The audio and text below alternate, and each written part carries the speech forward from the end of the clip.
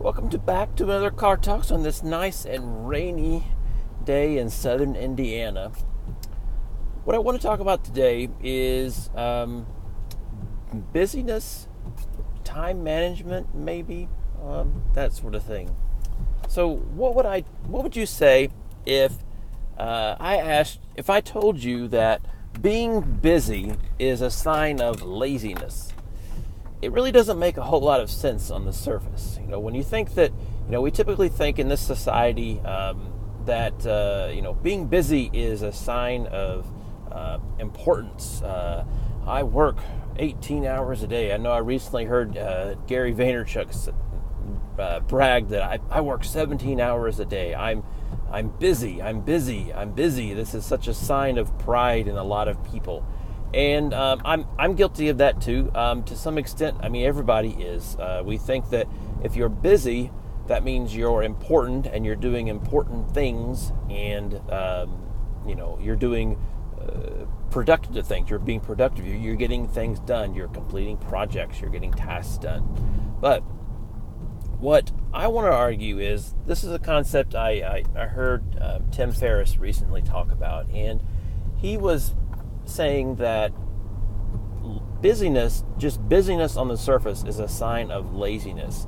What he meant was that when you are just saying, I'm too busy to do this thing, or I'm too busy to do this, that essentially means that you are not applying strategy to what you're doing. You're not great at time management. If you are constantly too busy to do something important, you're getting caught up in the minutia of your daily task. You're probably not taking a step back and seeing the forest for the trees and coming up with some kind of review period, like David Allen has his GTD methodology, his weekly review, where you have some recurring time to just come back and review what the hell am I actually doing by keeping busy. Sometimes, especially us in IT and engineers, we get so busy, bogged down in the details, that some days I get started on something and by the end of the day I have no idea what I actually accomplished. Nothing was really documented and I don't really know what I did. I was somehow busy the whole day, but what did I accomplish?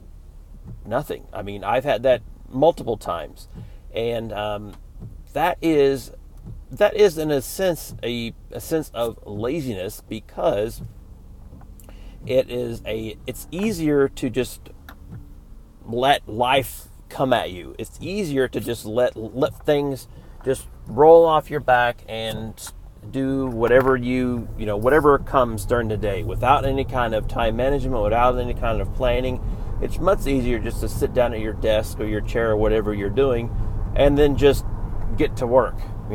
Check email, let that be a trigger on something that you have to do. Let somebody IM you. Let that take you off track on what you're trying to do. Just the minutia, the constant distractions. We tend to do that. We tend to sway towards more of that activity because it's quick. It's it's that quick shot of dopamine. We like that because it gives us a sense of fulfillment. It's just like when you're checking Twitter or Facebook or Instagram or whatever. It's a whole lot easier to scroll with your phone and see what's coming next, because it's kind of like a surprise, like, oh, there's a new post on this. Oh, there's a new post on something cool that Microsoft is doing. Oh, there's a new post on AWS, or there's a new feature. I'm going to start playing with that.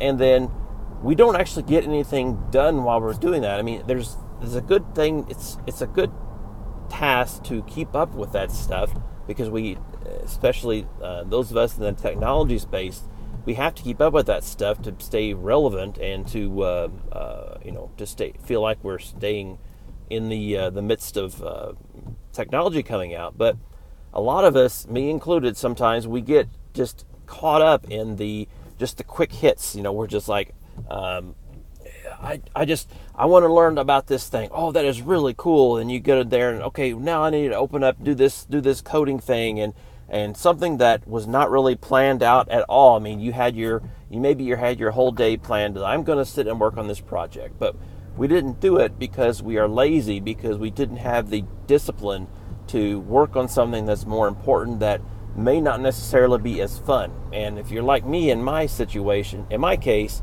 I procrastinate on things that I know that I can't get a sense of fulfillment like right away.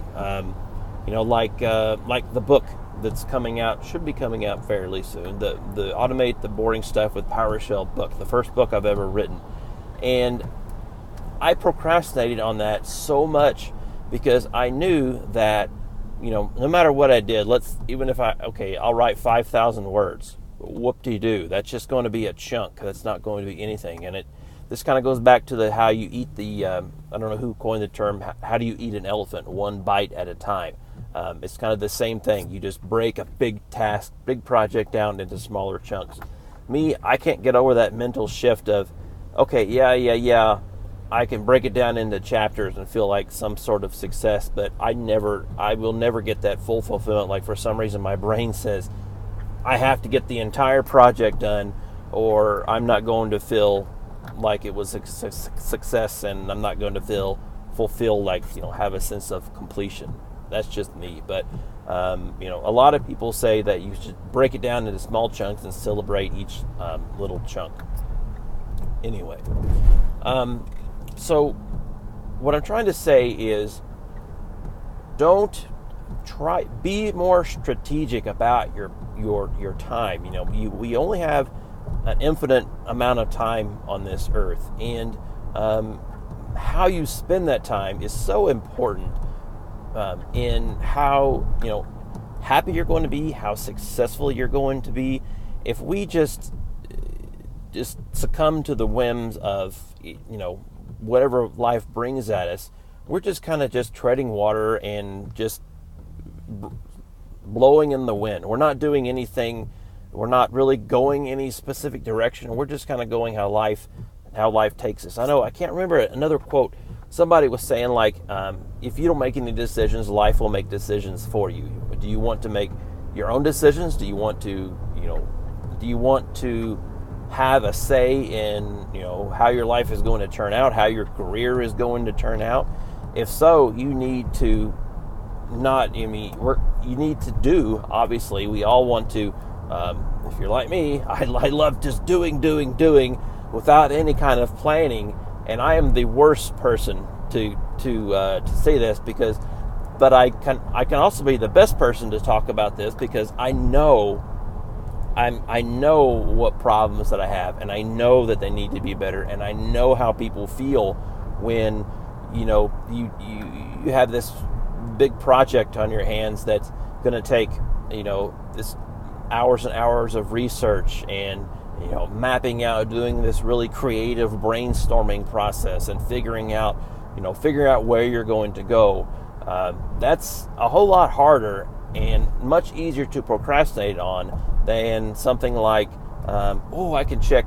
There's this new guy that I'm following. He made a really great blog post on this random topic, or looks like when I'm recording this, a conference is going on, Microsoft Ignite. I could just spend forever on the Ignite site and just browse around and hit all the sessions and try to consume as much as possible, but it's not. I have to mentally stop myself from doing all that stuff, because I have a plan. Every week, I try, it's not religious, but I try, is to come back and around and kind of plan your week out from week to week, and kind of get some kind of resemblance on where that fits in with your overall scheme of where you want to go. It's, like I said, it's really hard, and I still really struggle with it, but it's something that I've been wanting to get better at for a long time, and I think I'm slowly but surely getting better at it. Some tools that I use that may be beneficial to you is Skedpal, Skedpal.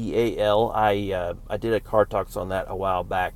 It's a great application to kind of budget your time and do some planning and set up some recurring tasks. It's another to-do list, essentially app, but it's smarter. It allows you to do more time budgeting. Set aside specific times, and it schedules out everything for you. It's a much smarter time management system than a lot of these apps are. It's one that I use and one that I like a lot. So there's a lot of other ones out there, but the core principle is just mentally, every once in a while, step back and take note of what you have accomplished during the day, during the week, during the month, and where you want to go for the next time period. That is by far and away the most important. And really catch yourself and think about what you're doing when you just, pick up your phone, you're waiting in the doctor's office, and you just naturally pick up your phone, you don't even think about it, and you're staring at your phone, searching through Twitter, and then you think of, like, I don't even remember getting my phone out of my pocket. That's how it usually is. It's just a kind of a natural reaction nowadays in the Western society, where we just pull it out and we just start, swiping through and figuring out, okay, like, what the hell am I doing right now? I've had that multiple times. I mean, what the hell am I doing? I'm browsing something on a video game, or I'm just dicking around on this app or this game that I've been into for a while. What am I doing? I've had that experience multiple times in my life, but it's something that I'm trying to work on a lot, and I really think it's something that if we are just cognizant of that, if we are cognizant of being busy, and think of that is that us not being a great thing. It's not being a good thing at all. It's actually us just being lazy, trying to find the latest, quickest hit of dopamine that we possibly can, to feeling like we're getting something done, rather than taking a step back, building a plan, and then just really putting some kind of strategy behind our career and our life. So that's the Car Talks for today. Hope you got something out of it. I always love doing these, so feel free to leave a comment. Send me a tweet on Twitter at ADBERTRAM. I'm on Twitter quite a lot, so hit me up on there. I will try not to reply to you immediately, because I will be being lazy, probably procrastinating at the time, but feel free to tweet me, and I will, or email me, or whatever, my blog, Adam the Automator, or hit me up on any of the socials. Thanks.